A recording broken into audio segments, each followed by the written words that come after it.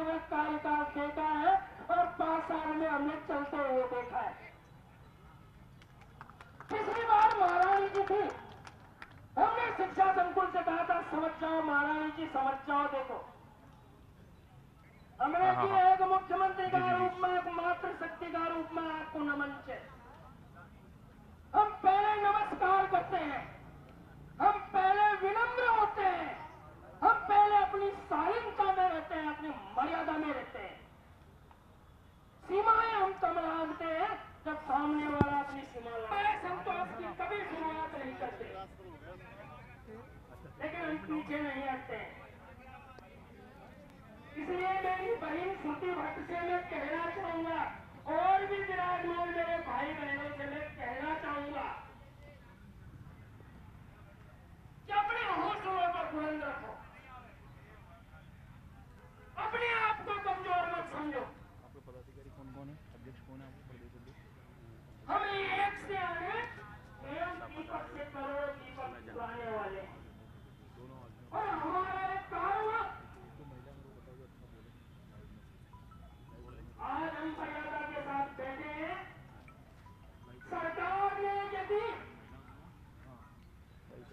हमारे संतोषजनक, तुम्हारे संतोषजनक नहीं, तुम तो ये कहते हो कि हमने तो परमानेंट कर दिया, वही बहुत अच्छे की जगह हो, पर तुम्हारे लिए संतोषजनक नहीं, जिसमें हमको संतोष मिले, जिसमें हमारा स्वाभिमान, हमारा मान सम्मान रहे। धरना प्रदर्शन घेराव सरकार जो भी इसको मानना चाहती है उसको विराम मिलेगा, नहीं तो इस मंच के माध्यम से हम गवर्नमेंट से निवेदन करना चाहते हैं 300-400 भारत माता की। कह रहे कि और दो क्या है। ये तस्वीरें जयपुर के 22 गोदाम की है, जहां पर ये लोग इस वक्त जो है धरना देते हुए आपको यहां पर नजर आ रहे हैं। इनके जो पदाधिकारी, उनसे हम बात करने की कोशिश करते हैं किस तरह की उनकी मांगे हैं, उन मांगों को लेकर के जो है वो क्या यहां पर प्रदर्शन किया जा रहा है। आप बताइए किस तरह की मांगे हैं प्रबोधक संघ की, और आज क्यों आंदोलन की धरना जो प्रदर्शन जो है किया जा रहा है? बोलिए बोलिए बोलिए। प्रबोधक संघ राजस्थान, आज हम पूरे राजस्थान भर से प्रबोधक आए हुए हैं, हमारे पदाधिकारी और सारे कार्यकर्ता। हमारी जो प्रमुख मांग है वो है 2008 से पहले जो प्रबोधक सेवा में जब से हम आए हैं उससे पहले की जो हमारी सेवा है उसकी गणना की जाए। यदि सरकार ऐसा नहीं करती है तो हमारे 90% जो प्रबोधक हैं उनको पूरी पेंशन का लाभ नहीं मिलेगा। क्यों कि हमारी जो 25 साल जो सरकार का जो रूल्स है कि 25 साल की सेवा होने पे ही पूरी पेंशन मिलेगी, वो हमारी 25 साल किसी को भी नहीं हो पा रही है। इसलिए पुरानी जो सेवा है हमारी उसकी गणना की जाए। दूसरा हमारा इशू है कि वेतन विसंगति में खेमराज जी की कमेटी बनाई और सावंत साहब की कमेटी बनाई। दोनों ही कमेटियों ने रिपोर्ट दी, हमने वार्ता की उनके साथ में। प्रत्येक हमारे कर्मचारी को 5 से 8 हज़ार रुपये का पर मंथ का नुकसान हो रहा है। हमारा सरकार से निवेदन है कि दोनों ही कमेटियों की रिपोर्ट को सरकार सार्वजनिक करे और हमारी जो वेतन विसंगति उसको दूर करे। तीसरा इशू है हमारा कि जो हमारी पदोन्नति का इशू है, सीएम साहब ने 5000 पद दिए वरिष्ठ प्रबोधक के, लेकिन आज तक भी शिक्षा विभाग उसको इम्प्लीमेंट नहीं कर पाया है।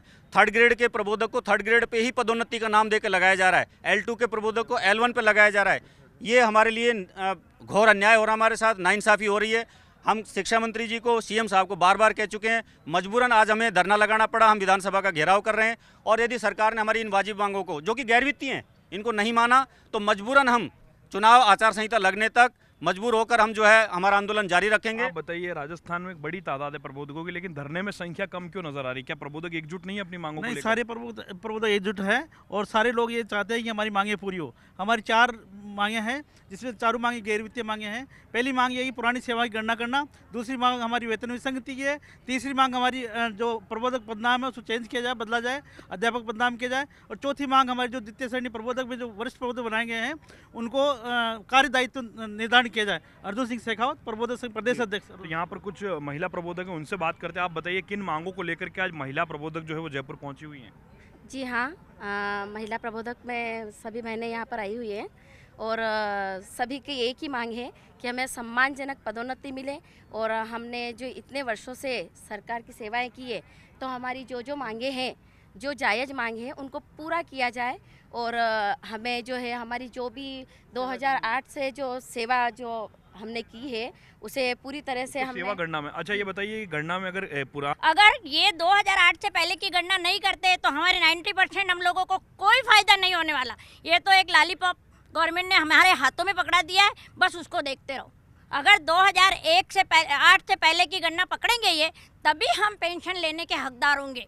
तो हम क्या माने कि गवर्नमेंट ने हमें क्या दिया है? कुछ भी नहीं दिया है अभी तक।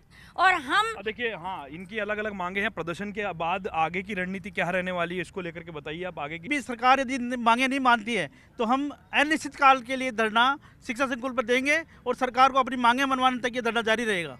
तो देखिए, अनिश्चितकाल धरने की जो चेतावनी है वो यहाँ पर देते हुए नजर है, जो यहाँ पर आपको नजर आ रहे हैं। और पूरे राजस्थान भर के जो ये तमाम प्रबोधक जो हैं अपनी मांगों को सरकार तक पहुँचाने के लिए यहाँ पर आए हैं। इनकी कोशिश ये है कि सरकार इनकी बात को सुने, इनकी बात सरकार के कानों तक पहुँचे। और पूरे राजस्थान से ये ऐलान किया गया है कि 25,000 से भी ज़्यादा जो प्रबोधक हैं, जो पूरे राजस्थान के अलग अलग गाँव, ढाणी, तहसील और कस्बा मुख्यालयों में तैनात हैं, ये तमाम लोग अपनी मांगों को लेकर के एकजुट होने की कोशिश कर रहे हैं। और पूरे राजस्थान भर के जो प्रबोधक हैं, इनकी जो मुख्य जो मांगे हैं, वेतन विसंगति की मांग, कैडर की मांग, इसके अलावा जो पदनाम बदलने की मांग है, इन तमाम मांग कि कहां कहां कौन कौन से जिलों की जो लोग हैं, जो कार्यकारिणी है वो यहां पहुंची है। अलवर की कार्यकारिणी माधोपुर से। और चेतावनी देते हैं, पूरे प्रदेश भर में 25,000 प्रबोधक कार्यरत हैं और हमारे परिवार हैं, हमारे रिश्तेदार हैं। यदि सरकार ने हमारी वाजिब मांगों को नहीं माना, मजबूरन हम जन जागरण करेंगे। और पिछली सरकार को भी हमने चेतावनी, आचार संहिता के दिन जब आचार संहिता लगी थी, पिछली सरकार को भी हमने चेतावनी दी थी कि ये सरकार दोबारा नहीं आएगी, और वही हुआ। हमने पूरे राजस्थान में जन जागरण किया और वसुंधरा जी की सरकार रिपीट नहीं हुई। हम गहलोत साहब से भी ये निवेदन करना चाहते हैं कि यदि उन्होंने भी हमारी मांगे नहीं मानी तो गहलोत साहब रिपीट नहीं हो पाएंगे, चाहे कितनी भी ताकत लगा लें। वोट का पावर या आखिरी पावर बचता है प्रबोधकों के पास अब जब सरकार। प्रबोधकों के पास, चूंकि प्रबोधक राजस्थान की 25,000 विद्यालयों के अंदर प्रबोधक लगे हुए हैं। प्रबोधकों के अपने परिवार भी है। प्रबोधक एक शिक्षक के रूप में भी है जो पूरे गांव को जगाता है। तो वोट की शक्ति तो प्रबोधक के पास है ही। हमने माननीय वसुंधरा राजे जी को पिछली बार शिक्षा संकुल पे चेतावनी दी थी कि महोदया, प्रबोधकों के धरने को गंभीरता से लिया जाए, अन्यथा सत्ता में नहीं आएगी। और माननीय फिर सत्ता में नहीं आई। तो हम माननीय देखिए, तस्वीरें आपको नजर आ रही है। बिल्कुल।